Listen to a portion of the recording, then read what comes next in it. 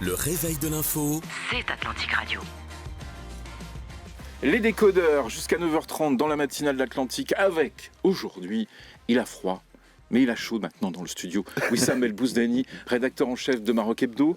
C'est vrai que c'est pratique pour faire ces émissions. Et j'en profite aussi, Franck, pour te remercier aussi bien pour ton invitation que pour te souhaiter un bon rétablissement. Merci, parce que je sais merci. Là, tu es... Maintenant, tout le monde est au courant. Tout le Maroc. Aziz Saïdi, consultant média. Bonjour Aziz. Bonjour Franck. Aziz, il a la doudoune intégrée. Tu vois. Il est mieux équipé, c'est vrai. Il enlève jamais. On va parler tout à l'heure de fake news, un sujet très intéressant. Fake news au Maroc, information et débat démocratique en péril. On en parlera. Les autorités essayent de prendre des mesures. On parlera de tout ça tout à l'heure. Et puis, on aura aussi les débats express avec plein de sujets aujourd'hui. Mais on commence comme tous les jours dans cette émission par la CAN 2025. C'est un jour béni aujourd'hui j'allais dire pour ceux qui aiment le foot, mais pas seulement pour ceux qui aiment le foot, pour tout le monde. Pour tout le monde, parce qu'il y a ce quart de finale Cameroun-Maroc à 20h. Et puis avant, il y a un match pour se mettre pour l'apéro, on va dire. Algérie-Nigeria. Non, Sénégal-Mali. Qu'est-ce que j'ai dit ? Algérie-Nigeria, c'est demain. Ben oui, pourquoi j'ai dit ça ? Parce que ça commence d'abord à Tanger, puis ça vient à Rabat. Parce que je suis malade et que j'ai ouvert mon site de la CAF et que j'ai dit tout à fait nettement. Merci beaucoup. Bon, je vais m'envoyer, je vais vous laisser. Je vais partir. On vient d'entendre Walid Regragui. Moi, j'aime pas qu'il parle de prolongation et de penalty. Hein. On a les moyens de gagner ce match. Ça fait partie du jeu. Hein. Oui, ça fait partie du jeu, mais après, c'est un peu de la loterie, on va dire. Non, mais c'est une manière un peu d'évacuer la pression. Il y a deux, trois déclarations qu'il a faites hier. Je pense que c'était plutôt pour dégager la pression, notamment en disant, par exemple, que le Cameroun, s'il ne gagnait pas ce soir, il ne jouerait dans une grande compétition que dans 2-3 ans, alors que le Maroc joue la Coupe du Monde dans quelques mois. Oui. Mais bon, c'est une manière d'évacuer un peu la pression, je pense. Hein. Ah, vous croyez ? Ouais, tout à fait, parce que sinon, il n'y a pas de... La question, c'est est-ce qu'on a les moyens de gagner tout de suite ? Parce que cette équipe du Cameroun, il va falloir l'écraser tout de suite. Oui, absolument. D'abord, il faut dire que le Cameroun, c'est un client régulier de la CAN. Hein. Il a 5 titres. Et puis surtout, c'est quelqu'un qui est habitué. Enfin, c'est une équipe qui est habituée à battre le pays organisateur. Ils l'ont fait 7 fois déjà. Oh là là. Alors, si on rentre dans les stats... Dont une fois... Non, mais là, c'est plus que les stats. C'est un souvenir personnel, comme je le disais en off. Oui, c'est vrai. J'avais 8 ans quand j'ai regardé Maroc-Cameroun ici à Casablanca. Entre nous, Aziz, c'était pas la même équipe du Cameroun. Ah ouais, mais c'était pas non plus la même équipe du Maroc. Elle était excellente. Elle venait de faire un mondial, un huitième de finale. Oui, mais celle du Cameroun était mythique à l'époque. Hein. Elle n'était pas encore. Parce qu'elle va le devenir 2 ans après dans le mondial italien. Mais c'est vrai qu'elle était déjà tenante du titre. Enfin, elle avait déjà gagné son premier titre, c'était son deuxième. Mais voilà, moi je disais qu'à 8 ans, moi j'ai vécu une grosse désillusion. Aujourd'hui, mon fils... 10 ans ton fils. Mon fils, il a 10 ans, j'espère qu'il va pas vivre la même chose. Et puis surtout, j'espère que ce qu'a dit Walid est vrai, c'est qu'on est dans un nouveau Maroc avec de nouvelles ambitions. Et d'ailleurs, par rapport au Cameroun, je sais qu'avant la CAN, personne ne les donnait favoris parce qu'ils avaient des problèmes, ils avaient viré leur coach à quelques jours. Il n'y a plus Onana ni Aboubakar, les vieilles stars. Là, c'est une nouvelle équipe, mais on a l'impression que la sauce a pris et que l'appétit venant en mangeant, ils ont maintenant les ambitions Je pense qu'il y a le marabout Eto'o qui joue beaucoup là-dessus. Oui, Sam. C'est vrai que c'est pas la meilleure équipe du Cameroun de l'histoire. Ils ont des joueurs très intéressants, certes, comme Bemo, bien sûr, comme Baleba au milieu. Mais sur les moyens sportifs, je pense qu'on a tout à fait les capacités de gagner rapidement sur les 90 minutes. Après, il y a des questions de pression. Je pense que c'est ce qui bloque un peu cette équipe marocaine depuis le début de la compétition. C'est davantage que que les moyens footballistiques. C'est plus la pression de devoir gagner une CAN à domicile, d'autant plus qu'on n'a pas remporté le trophée depuis 50 ans.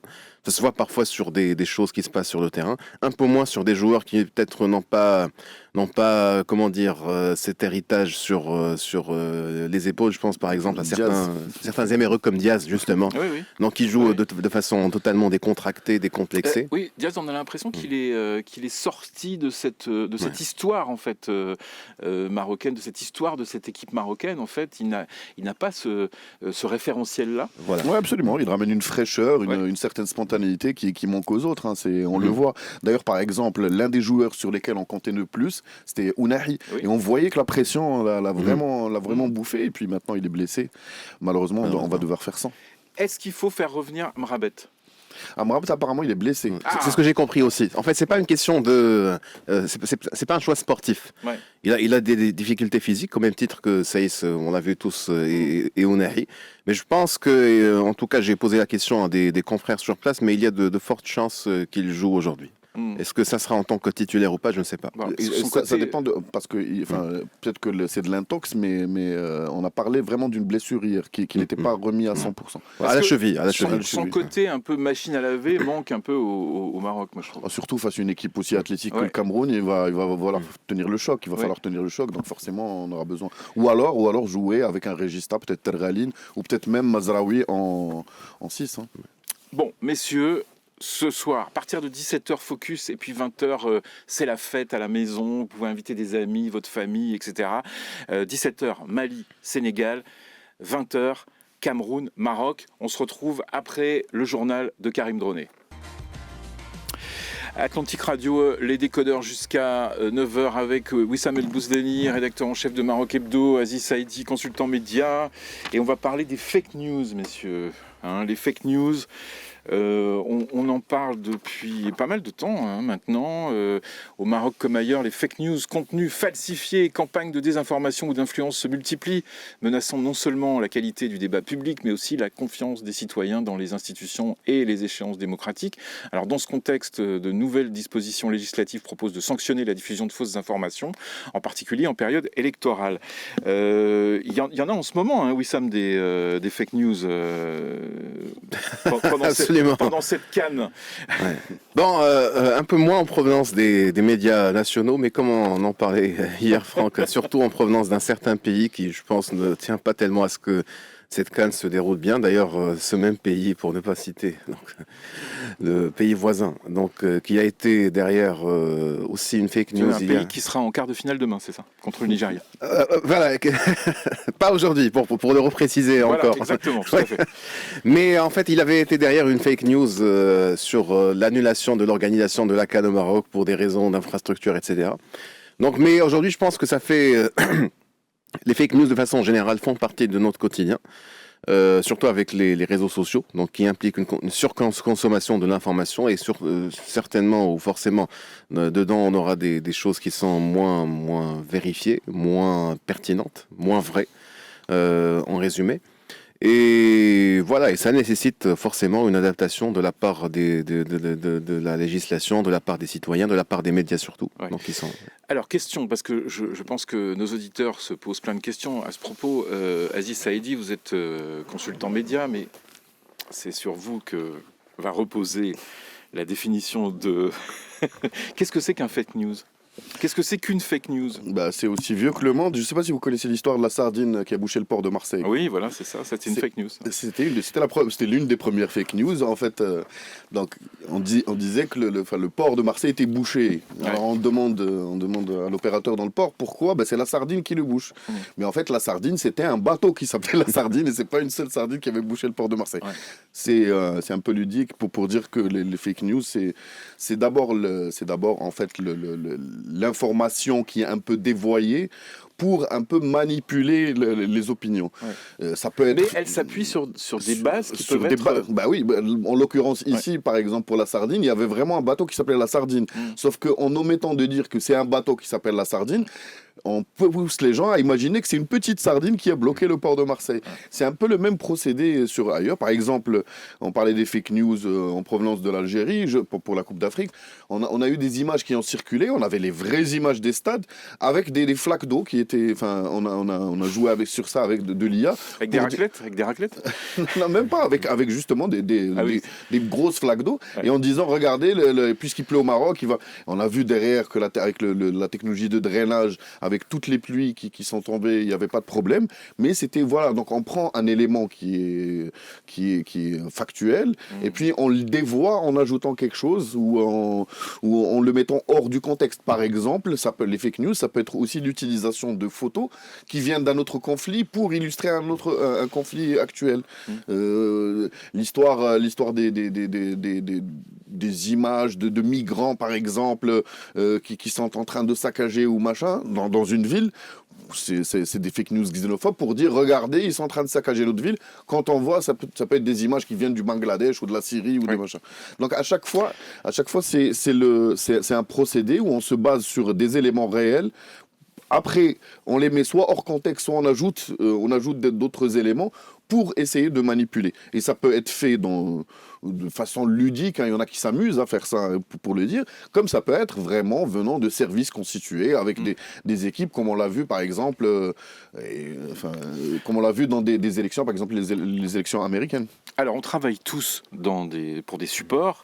On sait maintenant, à l'heure du numérique, comment on diffuse nos informations, les informations qu'on produit, qui sont produites par souvent des journalistes, sur les réseaux sociaux. Pourquoi ces fake news se diffusent-elles manifestement plus vite que l'information qui est produite par des journalistes et des supports? Oui, Sam. Je pense que c'est parce qu'on est dans le pathos, on est en général dans les sentiments, dans ce qui plaît, dans ce qui correspond à notre vision du monde, à notre paradigme.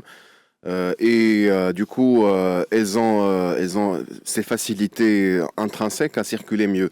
Dans le domaine de la psychologie, il y a ce qu'on appelle un biais de confirmation. C'est-à-dire que lorsque on est en train d'échanger ou de consommer une information, plus ces informations correspondent à notre propre projection, la façon dont on conçoit le monde, plus on a cette facilité à les ingérer et à les faire aussi circuler dans son entourage. Donc je pense que c'est ce qui explique cette facilité. Surtout qu'en général, une fake news est forcément toujours, pratiquement toujours controversée. Ce sont des informations qui suscitent une opposition, qui provoquent un débat. Et elles ont cette facilité, comme je le disais tout à l'heure, à pouvoir rester et à se projeter naturellement. Alors, il y a un élément qui est important. Je pense que c'est l'élément contextuel qui peut différer d'un pays à l'autre. C'est le niveau d'éducation, le niveau culturel, le niveau d'appréciation de l'information. Même au sein d'un seul pays, on peut avoir des différences ou des divergences selon les catégories sociales. Je sais que je parle peut-être de façon très crue, mais c'est un élément de fait. C'est dans des contextes où on a une meilleure compréhension de ce que c'est que l'information et qu'une information n'est pas forcément vraie parce que c'est une information, on a des mailles naturelles qui s'installent et qui permettent de filtrer un peu, de voir ce qui est vrai de ce qui ne l'est pas. Vous voulez dire que l'éducation fait beaucoup pour comprendre, pour détecter une fake news? Bien sûr, parce que moi j'ai une phrase ou un souvenir tout simple. Je pense que Aziz a aussi eu la même conversation sans doute dans sa vie. C'est on parle d'une information, on demande comment vous savez que c'est vrai. Je l'ai vu sur Facebook. C'est ça. Donc c'est vrai, c'est forcément vrai. Ouais. Donc ça joue aussi Sauf que je pourrais vous rétorquer, je l'ai vu dans le journal. Parce que les gens qui sont dans le journal le lisent sur Facebook. Bon, c'est vrai que c'est un phénomène qui est diffus, donc qui se trouve dans toute la société. Aziz. Non, en fait, moi, j'aimerais déjà contextualiser par rapport aux évolutions récentes. Avant, on avait une information officielle. À la rigueur, on avait une information alternative et même une information underground. C'est l'information officielle. Elle était qui dépendait des supports. On avait des supports qui étaient plutôt officiels. Voilà, exactement. C'est-à-dire, par exemple, pour la presse, voilà, exactement. On avait la presse officielle, on avait la presse partisane. Donc, on avait une certaine, une vérité officielle, une vérité vérité alternative, une vérité underground, carrément. Mais on n'avait pas cette culture du feedback. L'information il y avait un émetteur et un récepteur. Alors qu'avec l'avènement des réseaux sociaux, c'est quasiment tout le monde qui peut s'exprimer sur un réseau social, et donc forcément, c'est plus la même logique. Et cette logique, elle a volé en éclats, et plus que ça, puisque avec l'instantanéité et tout ça, donc les médias classiques n'arrivent pas à suivre, et forcément, la nature a horreur du vide. Maintenant, le problème qui peut se poser, c'est que quand les fake news deviennent la vérité officielle, comme on a vu par exemple par rapport au président Trump, qui a été chassé de Twitter parce qu'il avait véhiculé un certain nombre de contre-vérités qui étaient avérées par démonstration logique, et même au-delà. Et donc, il a été obligé de créer son propre support, le Truth Social, parce que justement, lui-même est un émetteur de fake news. Mais, alors, pour revenir à ce que disait Wissem, ce qui est important, moi j'ai l'impression, hein, les gens qui disent, je l'ai vu sur Facebook, par exemple, rien que hier, mon père m'a envoyé une vidéo en disant, regarde, il pleut des sardines à Nice. Il pleut des sardines à Nice. Et je la garde l'info, tiens. Ah ben, je peux vous assurer que mon père est ingénieur, qu'il est bien éduqué, bien tout ce que vous voulez. Mais c'est un problème générationnel, j'ai l'impression, parce que nous, on a été jetés dans le bain. Enfin, nous, et peut-être même les millennials, et les Gen Z, c'est encore pire, parce que c'est des natives de ces technologies-là. Et donc forcément, ils ont des réflexes que les anciens n'ont pas. Hein. C'est-à-dire que eux, déjà, par exemple, un truc très très simple. Maintenant, quand on voit l'information, il faut surtout voir qui la publie. Pourquoi il la publie? Quel intérêt a-t-il à la publier? Alors que ça, c'est pas un réflexe. Quand on lisait, mon père, il lisait, il a toujours lu l'Économiste, il va pas remettre l'Économiste en cause, parce que pour lui, l'Économiste, c'est la garantie. Exactement. C'est la garantie de l'information. Et en plus, c'est une marque, c'est un nom. C'est un nom, voilà. C'est une marque, donc, exactement. Et à la rigueur... Alors que maintenant, quand on voit une info, par exemple, on ne sait pas, par exemple, dans le sport, là, si on prend, par exemple, ce sport, ou ce foot dont on parlait tout à l'heure, avec la CAN, etc. Il y a une multiplication depuis à peu près 5-6 ans. Avant, c'était pas comme ça. Avant, on avait plusieurs marques internationales qui parlaient de sport, des journaux, qui étaient des plateformes, qui sont devenues des plateformes numériques. Et maintenant, il y en a multiplication, il y en a plein. Même au-delà de ça, c'est des fake news sur le sport, sur le foot, il y en a plein.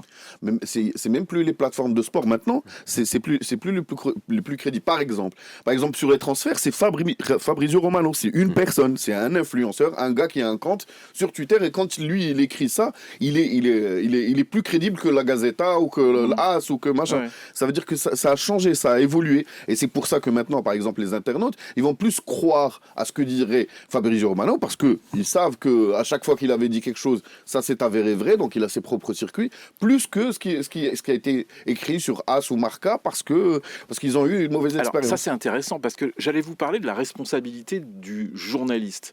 Journaliste, c'est un métier, c'est un emploi qui est défini par certaines règles. Là, vous venez de me parler d'un influenceur qui pourtant est crédible, parce qu'il est totalement impliqué dans son secteur. Quelle est la nouvelle position des journalistes si on les compare à ces nouveaux influenceurs, crédibles ou pas d'ailleurs? Alors il y a, je pense, et ça me permettra aussi de préciser ce dont je parlais tout à l'heure, il y a une dynamique négative qui s'est installée, je pense, dans le monde des médias, c'est par rapport à la course au clic. Parce que il y a l'information qui circule, on fait, une sorte de prédation sur cette info, parce que ça peut faire générer, des visites, parce que c'est pris en compte par les annonceurs, par la publicité, quand on veut acheter de l'espace publicitaire.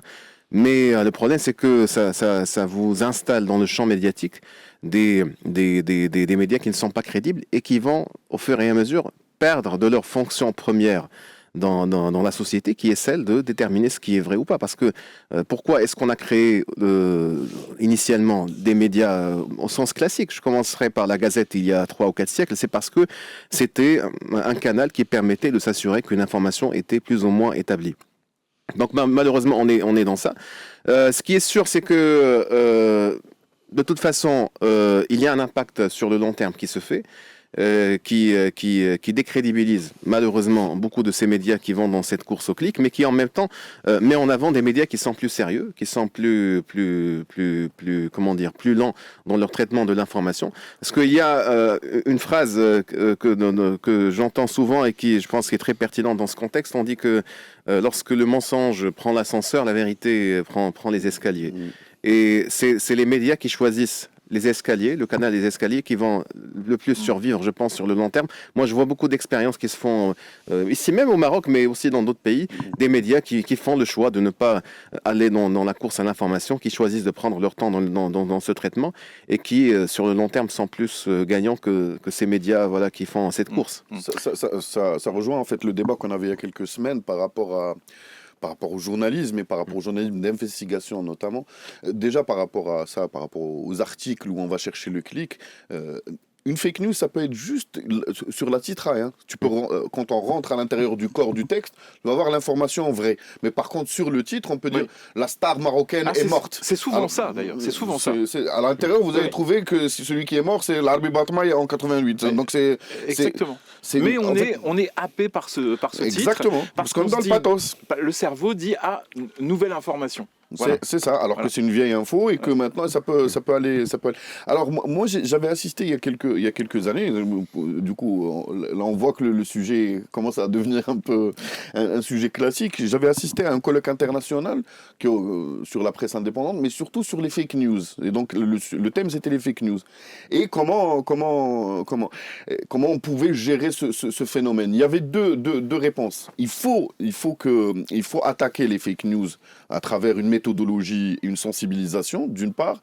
Il ne faut pas non plus basculer de l'autre côté parce que la communication officielle, l'État peut utiliser ça pour grogner sur la liberté d'expression en décrédibilisant toute parole opposante en disant c'est des fake news. Donc ça c'est l'équilibre entre les deux. Et puis troisièmement, j'ai vu des expériences où justement le journalisme maintenant par modèle économique, il est difficile de faire du journalisme sérieux, d'investigation. Moi, à l'époque, on avait des directeurs de publication qui nous laissaient travailler sur un sujet jusqu'à 3 mois.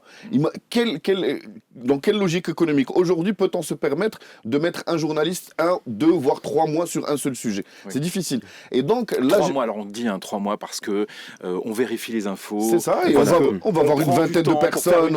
On va recouper. Voilà. Exact. Une vraie enquête. Voilà. Alors, ce que j'ai vu dans ce forum, c'est qu'il y avait des expériences qui commencent à émerger parce que, notamment les expériences de vérificateurs.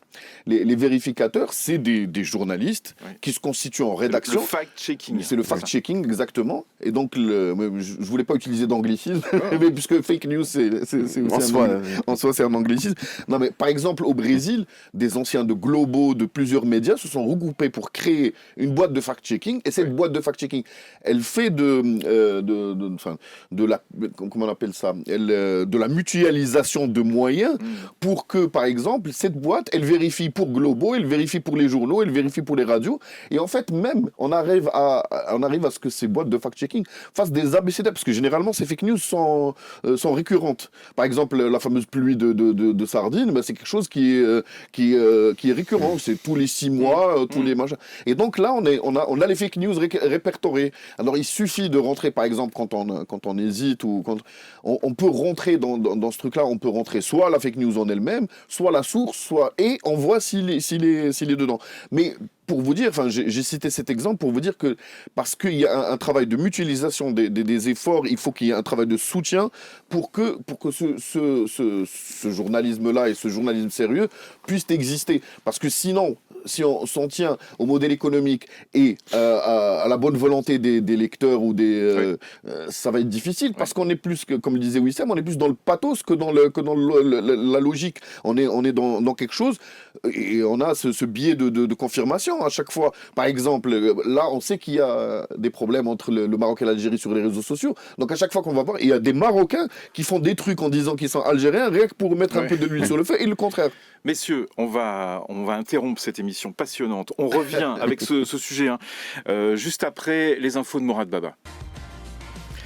Les décodeurs jusqu'à 9h30 avec Wissam El Bousdeni, rédacteur en chef de Maroc Hebdo, et Aziz Saïdi, consultant média. Aziz nous a montré cette pluie de sardines sur la ville de Nice et on a été bluffé. Le résultat, il est incroyable. L'IA... Incroyable, le commentaire qui reprend les points stratégiques de Nice. On aurait dit un reportage du JT. Voilà, un reportage normal. En fait, quelqu'un qui n'a pas la notion de ce qu'on appelle le deepfake, c'est-à-dire des vidéos qui sont faites artificiellement par l'IA, peut tomber dans le piège et croire que c'est vrai. Et c'est ça le problème, en fait. C'est pour ça que je parlais tout à l'heure de l'importance de l'éducation à la consommation de l'information. Elle devient d'autant plus pertinente avec ces nouveaux phénomènes qui sont concomitants au développement des réseaux sociaux. Alors, il faut faire de l'éducation, où ça ? À l'école, il faut montrer, de façon très très basique, ça c'est une vraie info, ça c'est une fausse info, il faut sensibiliser des jeunes qui sont déjà devant les écrans, qui sont déjà sur les réseaux sociaux. Je pense que, par exemple... Parce qu'à la maison, c'est compliqué. Non, mais je rappelle que la pluie de sardines, ça a été envoyé par votre père, qui a quel âge ? Il est en 48, donc 75. Voilà, donc 77. Mais le papa de Aziz, avec ses copains, quoi. Son papa, il a de la chance parce que son fils est journaliste et qu'il peut, je suis sérieux, qu'il peut en fait lui présenter l'autre jour de l'information et lui expliquer que c'est un deepfake. Mais tout le monde n'a pas cette chance. Ouais. D'autant plus qu'il est plus calé techniquement que moi. C'est un ingénieur, mais c'est pas ça le souci. Moi, non, est-ce qu'il faut apprendre ça aux enfants ? C'est ce que j'allais dire. Je sais que par exemple, il y a la fédération marocaine de l'éducation financière qui fait un très beau travail de sensibilisation dans les écoles pour l'éducation financière. On pourrait imaginer la même chose avec un organe ou un organisme qui soit dédié à ça pour l'éveil à la consommation de la communication en général et puis de l'information en particulier. Je pense que c'est quelque chose, et le travail là où on le fait, il aura des résultats. À l'école, bien évidemment, mais aussi à la maison, parce qu'il faut aussi sensibiliser les parents, et puis partout. Et puis, il faut dire que comme je le disais tout à l'heure, c'est peut-être un problème générationnel. Les millénials, les jeunes Z, les nouveaux générations A, ils sont vraiment alpha, ils sont vraiment dans le... C'est dans leur vie, enfin c'est des natives, donc pour eux c'est quelque chose, c'est des réflexes, et en plus c'est des réflexes qu'ils vont avoir très très tôt par rapport à nous, notre génération, les générations d'avant nous. C'est difficile de basculer dans ces nouvelles technologies et tout ça. Mais bon, il y a une espèce de paradoxe aussi avec la génération Z, parce que non seulement ils sont natives, mais en plus ils sont très critiques, donc ils devraient faire le pour et le contre sur ce type de fake news. Tout à fait. Deux mots quand même sur est-ce qu'il faut une loi pour ça ? Comment on va l'appliquer ? En même temps, je trouve ça plutôt bien qu'un gouvernement s'intéresse à ce problème.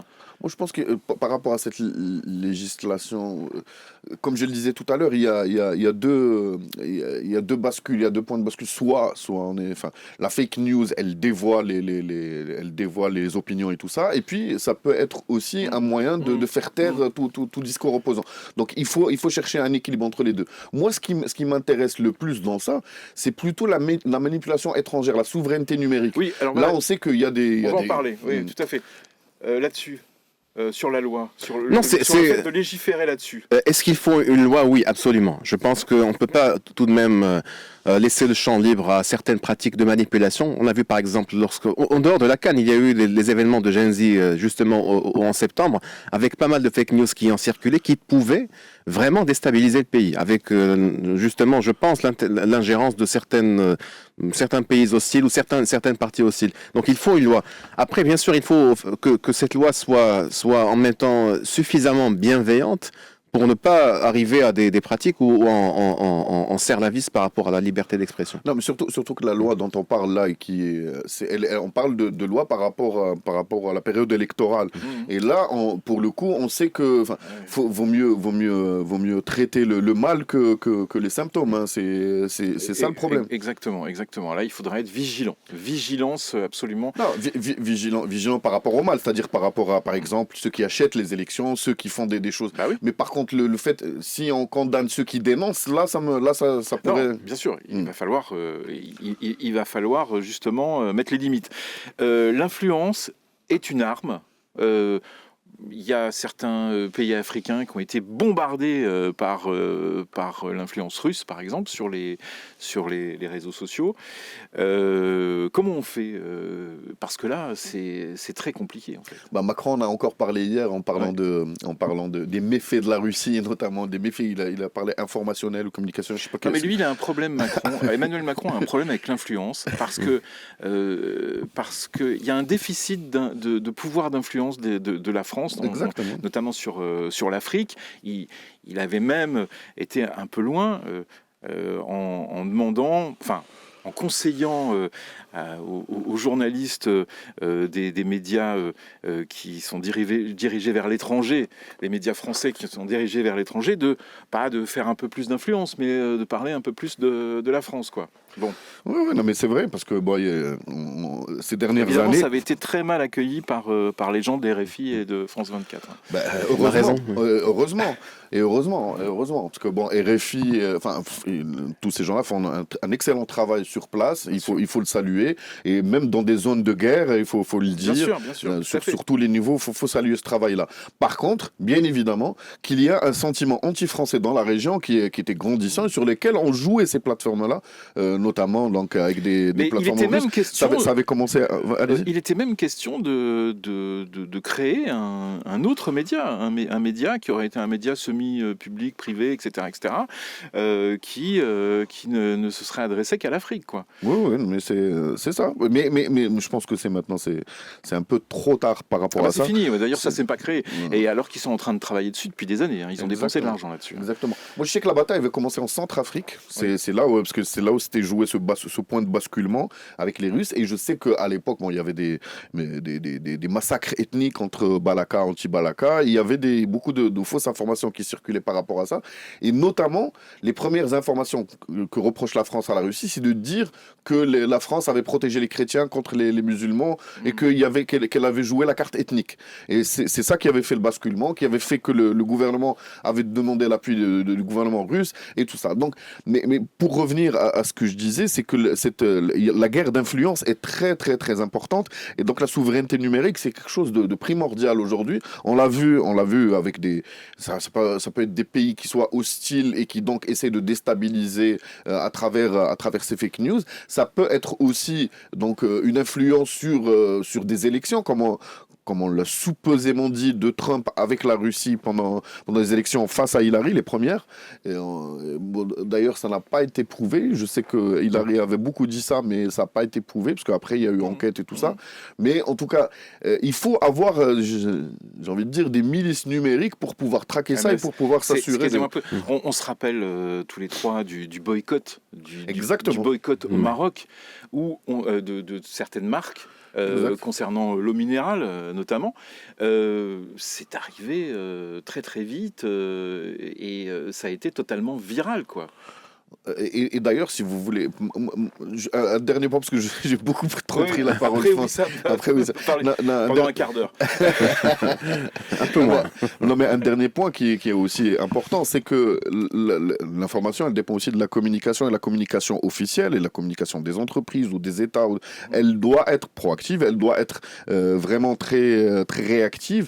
Et par rapport à ça, on l'a vu par rapport au boycott, par exemple, il y avait un manque de communication à la base. Oui. Et c'est ça qui a fait que ça a donné la nature a horreur du vide. Ça a donné le vide sur lequel tout s'est embrayé. Et d'ailleurs, l'une des trois compagnies visées, donc Danone pour pas la citer, il y avait le PDG qui était venu, qui avait fait un exercice de communication magnifique et qui avait un peu réussi à désamorcer la chose. Donc ce que je disais, mon dernier point, c'était ça. C'est qu'il faut aussi que la communication s'adapte à l'instantanéité. Et que maintenant, quand on a des offices ou des organes publics qui tardent à communiquer sur quelque chose, il faut se dire que si tu ne communiques pas, il y aura une fake news qui fera style comme si tu avais communiqué. Tout à l'heure, on parlait des fake news qui concernent l'actualité, l'information, les pays, etc. Mais quand ça touche une entreprise, ça peut faire très mal. Exact. Ouais. Oui, Sam.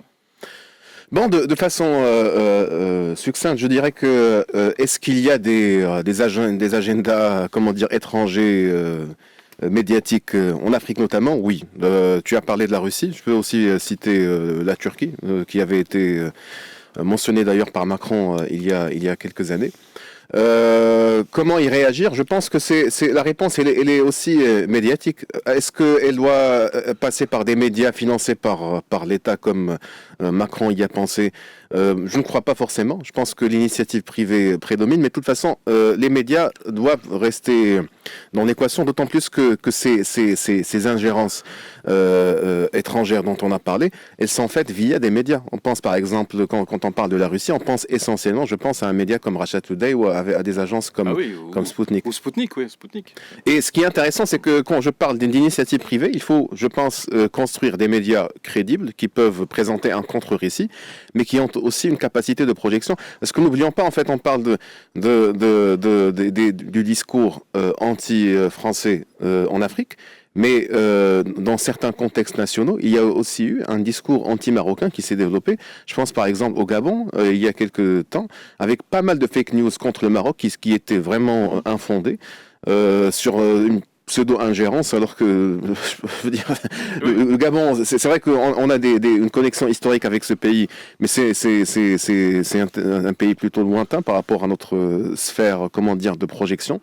Et du coup, voilà, il faut aussi que le Maroc puisse avoir des médias suffisamment crédibles pour contrer l'ingérence étrangère sur son propre territoire, comme sur les espaces naturels où, voilà, où politiquement il est actif aussi bien en Afrique, aussi bien dans le monde arabe aussi, même si on est un peu moins présent, mais aussi dans d'autres régions, surtout que voilà, je sais qu'on va sortir un peu du sujet, mais on a par exemple une cause nationale qui est importante, qui est celle du Sahara, ou qu'il faut savoir défendre avec des médias crédibles. Et du coup, voilà, il faut qu'on ait cette réflexion au Maroc. Surtout que, justement, en parlant du Sahara, on a pas mal de fake news qui proviennent de l'autre camp. Et il faut faire attention avec, effectivement, oui, le Sahara marocain, avec les négociations qui vont reprendre, avec le travail diplomatique qui se poursuit. Non, mais il y a aussi un travail à faire sur les narratifs hostiles. Hein. Il y a les fake news, mais il y a aussi les stéréotypes culturels, par exemple, qu'on peut avoir sur la prostitution, sur des choses. Et ça, par exemple, dans la région MENA, c'est quelque chose sur lequel il faut travailler parce que je vais le dire simplement, quand on avait une femme marocaine qui travaillait aux Émirats ou dans le Golfe, on disait c'est une prostituée. Mais en fait, là, il y a des cadres, des cadres supérieurs qui sont et c'est à travers cette valeur d'exemple qu'on peut changer le narratif. Et d'ailleurs, enfin, juste pour un exemple par rapport aux fake news et par rapport à la souveraineté nationale, je sais pas si vous avez suivi l'année dernière les présidentielles en Roumanie. Ça a été carrément annulé parce qu'on avait dit que le président avait gagné grâce à TikTok et une manipulation russe. Donc là, c'est un basculement de l'autre côté. Il y en a qui font bien leur boulot, comme par exemple, je trouve, en tout cas, en tout cas, c'est assez gagnant. C'est le média, j'ai oublié le nom, le média internet de Al Jazeera, par exemple, qui bombarde les diasporas. Et J+, c'est ça? Je ne sais plus exactement. Non, AJ+, voilà, c'est ça. Et voilà, c'est de l'influence, mais c'est pas mal. Ah, c'est bien fait. Ouais, c'est bien fait.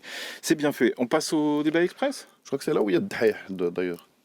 Oui, ils l'ont pris avec eux. Ouais. Bon, bah d'accord. Vous écoutez les décodeurs d'Atlantic Matin. Les débats express. Alors, c'est souvent un média qui est mis en avant par ceux qui veulent faire de l'influence positive. Exact, mais je parlais de Daher qui est un producteur de contenu qui était excellent sur YouTube et tout ça, qui a été ramené donc par cette plateforme mais c'est quelqu'un qui travaille sur du factuel. Hein, oui, là on n'est pas dans le fake news, hein.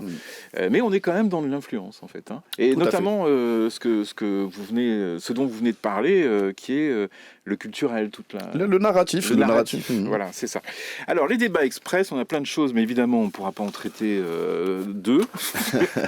Est-ce qu'on peut parler rapidement, parce qu'on va en parler lundi dans les décodeurs, de cette enquête qui paraît aujourd'hui dans l'Économiste, que je vous encourage d'ailleurs à lire dans l'Économiste aujourd'hui, et puis sur l'Économiste en version digitale si vous êtes abonné. Pourquoi les jeunes boudent la politique, avec une enquête de Synergia. Alors on apprend évidemment que Enfin, j'allais dire non, c'est pas évidemment, parce qu'il faut lire les résultats de cette enquête parce qu'elle est assez intéressante. Moi, je trouve que les chiffres qui sont avancés par Synergia sont quand même assez intéressants. Plus de 54% des jeunes, enfin, en tout cas 50% des jeunes entre 18 et 24 ans veulent aller voter. Donc, est-ce que c'est du déclaratif ou est-ce qu'à votre avis, aux prochaines élections, les jeunes, et notamment les jeunes qui ont manifesté avec la Gen Z, vont se déplacer aux urnes ? Malheureusement non, parce que je vais vous répondre de manière très factuelle. On vient de la période d'inscription sur les listes électorales vient de se clôturer. Oui, c'est vrai, oui, tout à fait. Le 31 décembre. Et alors, vous avez regardé le différentiel avec les dernières élections, non, ou pas ? Non, j'ai pas encore de résultats, mais en tout cas, c'est passé quasiment inaperçu. Oui. Et c'est une ineptie que de s'inscrire encore sur les listes électorales. Il suffirait de basculer tous les gens qui deviennent majeurs sur les listes électorales si on veut que la jeunesse participe. Et donc, pour moi, ça, c'est un bien important. Et notamment, une raison aussi de cette défiance qu'ont les jeunes par rapport à la politique. Ouais. Et le vote électronique, par exemple, là, on voit que dans l'enquête Synergia, il y a plus de 60% des Marocains qui seraient favorables. Moi, je pense que c'est une bonne solution. Mais en fait, c'est la même chose que disait Aziz. Il faut adapter le logiciel électoral marocain. On ne peut pas rester dans des pratiques. Je sais que peut-être que c'est des questions de facilité. On passe par des listes électorales. Ça permet aussi de faire des vérifications, d'éviter des manipulations. Je prends la chose de bonne foi. Mais en même temps, il faut qu'il y ait une évolution. On est en 2025, on parle de digitalisation. 2026 même. 2026.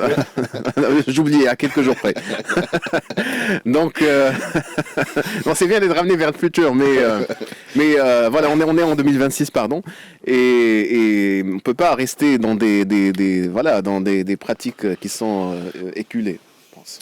Bon, écoutez, on va étudier cette enquête de l'économiste et de Mais elle est à lire. Synergia. Elle est à lire. En tout cas, exactement, elle a le mérite Et on vous en parlera, c'est promis, lundi. On vous parlera des conclusions de cette enquête. On l'a découverte ce matin dans l'édition de l'économiste. Le Venezuela. Hein, vous avez bah oui, c'est un peu la patate chaude que je vous passe. Hein. Le Venezuela, que va-t-il se passer maintenant ? Bah, Maduro ne fera plus la danse de Trump, ça c'est sûr, puisque apparemment c'est ce qu'il lui reproche. Non, je rigole. Non, mais enfin, à mon sens, il faut d'abord dénoncer ce qui est. Enfin, moi, je suis pas un fan de Maduro, mais le fait qu'un État vienne choper, et extrader, exfiltrer le chef d'État d'un autre État sans coupe onusienne, sans rien du tout, on est dans la enfin c'est la loi de la jungle. Il y a plus de loi internationale. On s'éloigne de la loi internationale. Après, on peut penser ce qu'on veut de tout ça, mais il y a des lois, il y a l'ONU. Exactement. Voilà. Parce que là, on a fait comme si ça existait pas. Wissam, là-dessus. Ben, c'est un sujet. C'est le sujet, hein. C'est tellement. C'est le sujet après que les États-Unis veuillent récupérer du pétrole au Venezuela. Oui. Okay, non, mais le pire dans ça, c'est qu'on a l'impression que ça ouvre le champ à plein de possibles, et notamment à ce que les Russes prennent l'Ukraine, les Chinois prennent aussi. On a l'impression que c'est plus on est maintenant dans un logiciel où il y a des hémisphères. Ouais. Les États-Unis, l'Amérique latine est à côté, donc c'est à moi. Les autres, l'Asie est à côté, donc c'est à moi. Les Russes, donc c'est la loi de la jungle. Et ça, c'est vraiment dommageable pour le concert des nations. Alors, les gens ne savent pas, mais je suis pointé du doigt par Franck. Je vous encourage à aller sur Facebook ou sur LinkedIn pour voir la rediff de l'émission, et vous verrez la tête de Wissam sur le Venezuela. Non, en fait, parce que je dois dire que je ne suis pas du tout fan, absolument pas, de Maduro. Donc, autant pour ses positions personnelles que sur les positions de son pays. J'ai compris, en fait, vous voulez partir en vacances aux États-Unis, donc vous voulez pas dire du mal de Donald Trump. Non, c'est pas ça. J'ai vécu aux États-Unis, donc. Oui, c'est vrai. Non seulement, mais je pense que bon, en fait, parce que il faut voir une chose, c'est que les États-Unis justifient cette intervention par le trafic de drogue qui est établi. C'est-à-dire que le Venezuela sert vraiment de plateforme pour le trafic de cocaïne dans toute... 10%. Oui, mais pas... 10%. Franchement... Et il n'est pas producteur. Les producteurs, Non, mais c'est la Colombie. C'est vrai, c'est plutôt la Colombie. Mais en fait, il cherchait un délit pour arrêter un Maduro. prétexte, on va le dire. Voilà. Et je pense que le dossier était bien préparé. Mais c'est même pas ça. On sait maintenant, enfin, on imagine maintenant que c'est presque un coup d'État. C'est-à-dire que ça a été préparé depuis très longtemps et qu'il avait certainement... Non, mais je comprends ce que veut dire Wissam, parce que par exemple, la position vénézuélienne était contre notre cause nationale. Ça, je suis d'accord. Et comme je le disais, moi, je suis pas fan de Maduro. D'ailleurs, je préfère par exemple Chavez, qui lui a fait des choses pour son pays avec des chiffres à l'appui. Ça, c'est clair. Maduro, c'est pas dans le même style. Mais par contre, ça donne pas le droit à une force, quelle qu'elle soit, de venir. Oui. En tout cas, imposer. selon le principe des petits dominos que nous aimons bien, ça va certainement nous aider sur le plan régional, on va dire. Oui, on verra. Bon. C'est un allié de moins pour les ennemis du Maroc. Tout à fait. Mais par contre, ce qui est dangereux, c'est que M. Trump, apparemment, l'appétit vient en mangeant, parce qu'il parle de Groenland, bien sûr.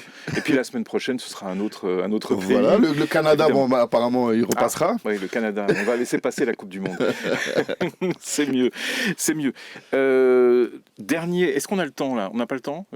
Non, on n'a pas le temps. Bon, c'est dommage. Je voulais vous poser la question sur la hausse des tarifs du tabac au Maroc. Est-ce qu'un jour, on va privilégier la santé plutôt que le bonheur des fumeurs marocains?